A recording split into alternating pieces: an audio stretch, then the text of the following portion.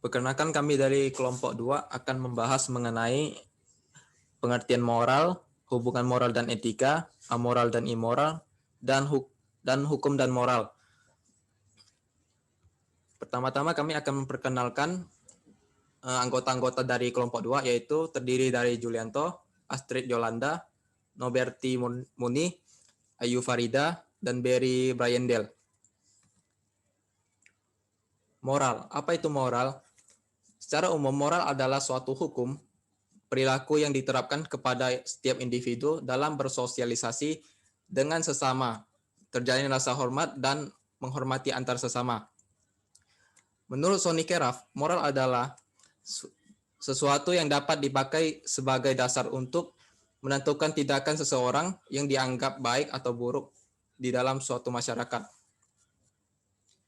Apabila yang dilakukan seseorang itu sesuai dengan nilai rasa yang berlaku di masyarakat dan dapat diterima serta menyenangkan lingkungan masyarakatnya, maka orang itu dinilai memiliki moral yang baik.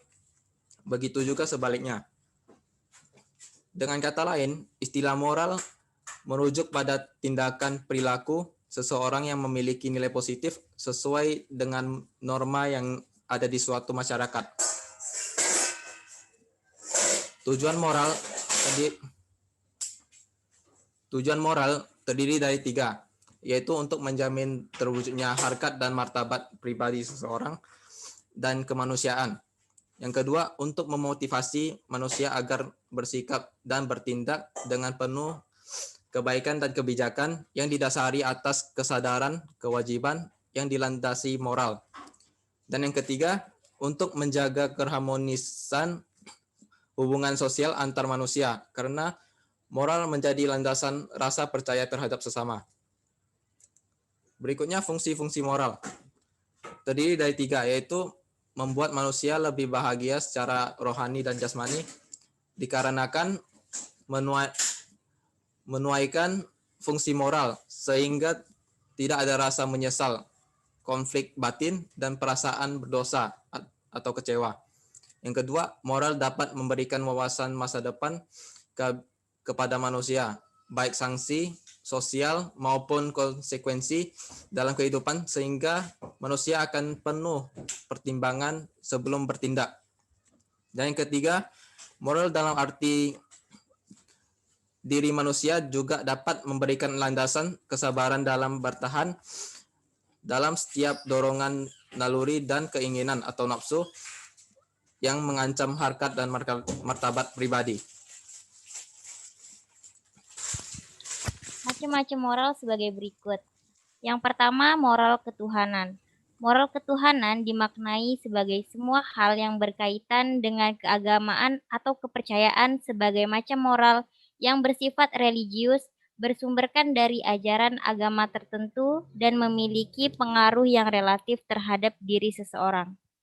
Moral ketuhanan dapat diwujudkan dengan beragam hal yang dijumpai dalam kehidupan, misalnya melaksanakan ajaran agama yang dianut dengan contohnya menghargai sesama manusia, menghargai agama atau keyakinan yang berlainan dan hidup berdampingan dengan rukun antar umat yang berbeda keyakinan. Loh?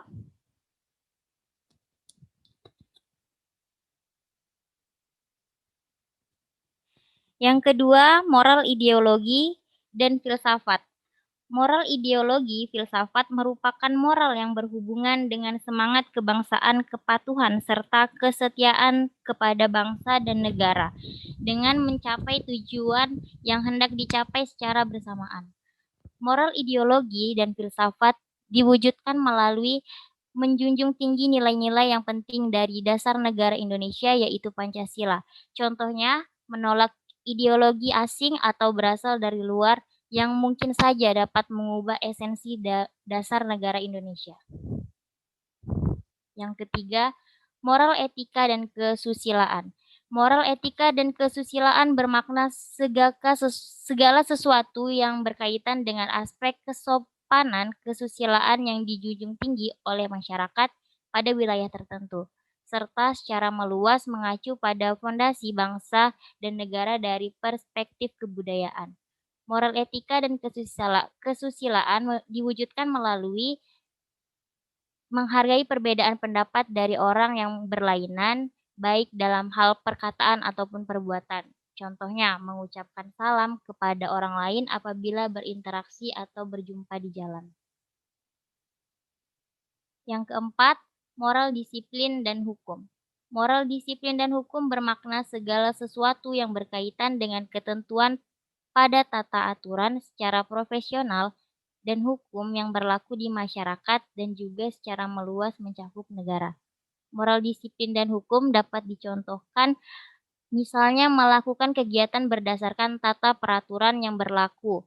Contohnya, selalu menggunakan perlengkapan berkendara secara lengkap sebagai kewajiban yang harus ditaati, serta mematuhi rambu-rambu lalu lintas ketika berkendara di jalan raya.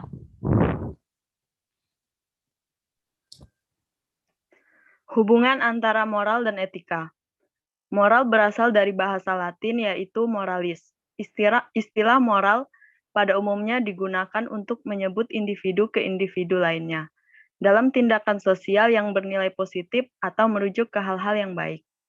Etika adalah prinsip-prinsip moral yang mempengaruhi bagaimana orang membuat keputusan dan menjalani hidup ketika berkaitan dengan apa yang baik bagi individu dan masyarakat, dan juga digambarkan sebagai filsafat moral.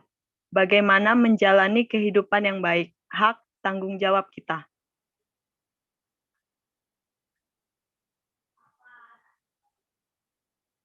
Moral dan etika ini memang tidak dapat dipisahkan, karena dari artinya sendiri memiliki pengertian yang sama, yaitu adat kebiasaan. Pada dasarnya, moral ini ditentukan oleh etika. Moral merupakan pengertian tentang bagaimana hal yang baik dan mana hal yang tidak baik.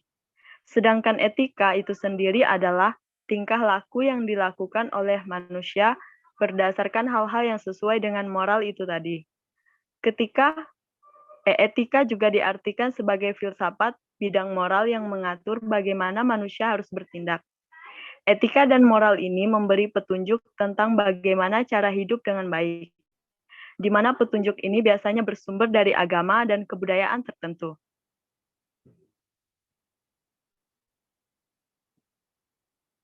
Berikut contoh moral dan etika. Yang pertama, tidak membuang sampah sembarangan, saling tolong-menolong, menjaga toleransi, menghormati orang yang lebih tua, berbicara menggunakan bahasa yang baik dan sopan.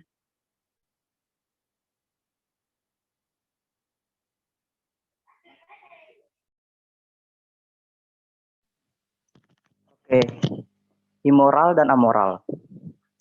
Mengenai immoral dan amoral, mendengar kedua kata tersebut, tentu saja dua-duanya seperti merujuk perlakuan seseorang yang tidak bermoral.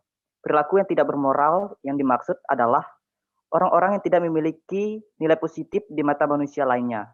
Contohnya, orang-orang yang menyelesaikan masalahnya selalu dengan kekerasan. Contohnya bisa kita lihat pada gambarnya. Oke, poin yang pertama adalah immoral. Immoral adalah tindakan tidak bermoral yang dilakukan oleh seseorang walaupun orang tersebut sudah mengetahui bahwa hal tersebut memang salah dan tetap melakukannya.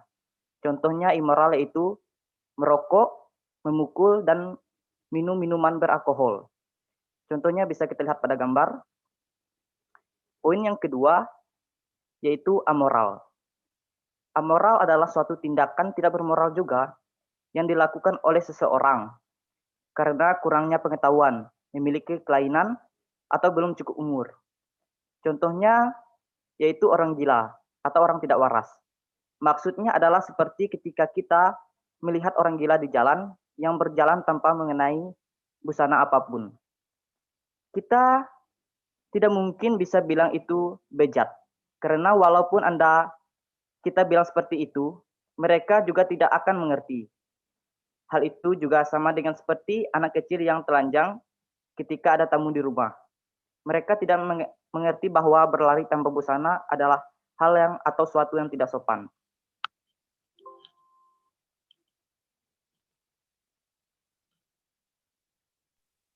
Yang terakhir, hukum dan moral. Pada masyarakat yang masih sederhana, norma susila atau norma telah memadai untuk menciptakan ketertiban dan mengarahkan arah tingkah laku masyarakat dan menegakkan kesejahteraan dalam masyarakat. Kesusilaan memberikan peraturan-peraturan kepada seseorang supaya menjadi manusia yang sempurna. Hasil dari perintah dan larangan yang timbul dari norma kesusilaan itu bersandar pada kebebasan pribadi seseorang. Hati nuraninya akan menyatakan perbuatan mana yang jahat, serta akan menentukan apakah ia akan melakukan sesuatu perbuatan. Akan tetapi pada masyarakat yang sudah maju, kaidah adat tersebut tidak lagi mencukupi. Hal ini dilatar belakangi oleh karena persandaran moral adalah kebebasan pribadi. Untuk mengatur segalanya diperlukan antara lain yang tidak disadarkan kepada kebebasan pribadi, tetapi juga mengekang kebebasan pribadi dalam bentuk paksaan, ancaman, dan sanksi. Aturan itulah yang disebut dengan hukum.